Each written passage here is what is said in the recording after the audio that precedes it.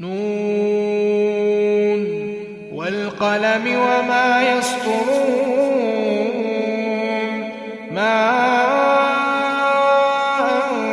أنت بنعمة ربك بمجنون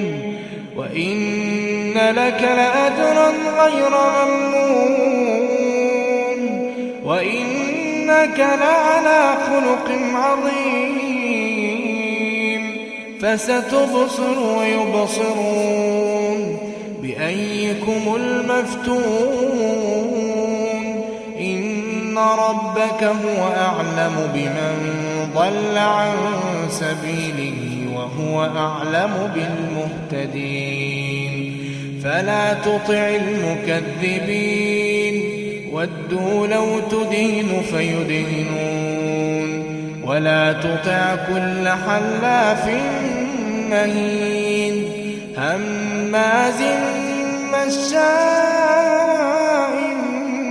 بنميم مناع للخير معتد أثيم عتل بعد ذلك زنيم أن كان ذا مال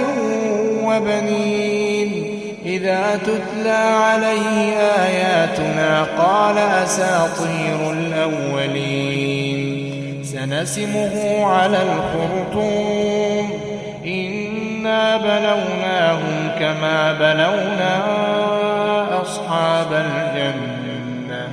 إذ أقسموا ليصرمنها مصبحين ولا يستثنون فطاف عليها طائف من ربك وهم نائمون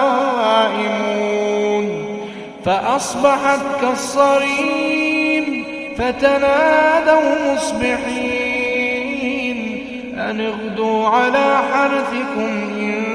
كنتم صارمين فانطلقوا وهم يتخافتون ألا يدخلنها اليوم عليكم مسكين وغدوا على حرد قادرين فلما رأوها قالوا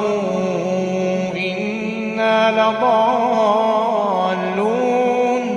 بل نحن محرومون قال أوسطهم ألم أقل لكم لولا تسبحون قالوا سبحان ربنا إنا كنا ظالمين فأقبل بعضهم على بعض يتلاومون قالوا يا ويلنا إنا كنا طاغين عسى ربنا أن يبدلنا خيرا منها إنا إلى ربنا راغبون كذلك العذاب ولعذاب الآخرة أكبر لو كانوا يعلمون إن للمتقين عند ربهم جنات النعيم أفنجعل المسلمين كالمجرمين ما لكم كيف تحكمون أم لكم كتاب فيه تدرسون إن لكم فيه لما تخيرون أم لكم أيمان علينا بالغة إلى يوم القيامة إن لكم لما تحكمون سلهم أيهم بذلك زعيم أم لهم شركاء فليأتوا بشركائهم إن كانوا صادقين يوم يكشف عن ساق ويدعون إلى السجود فلا يستطيعون خاشعة أبصارهم ترهقهم ذلة وقد كانوا يدعون إلى السجود وهم سالمون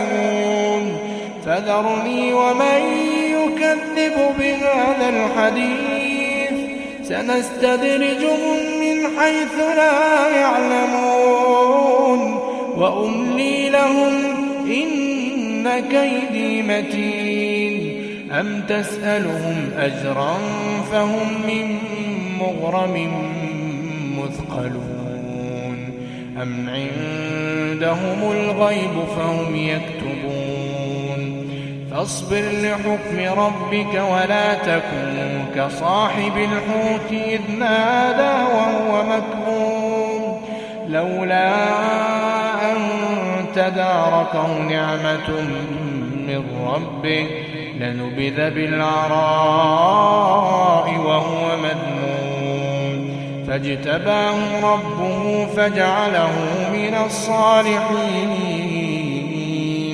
وإن يكاد الذين كفروا ليزلقونك بأبصارهم لما سمعوا الذكر ويقولون إنه لمجنون وما هو إلا ذكر للعالمين.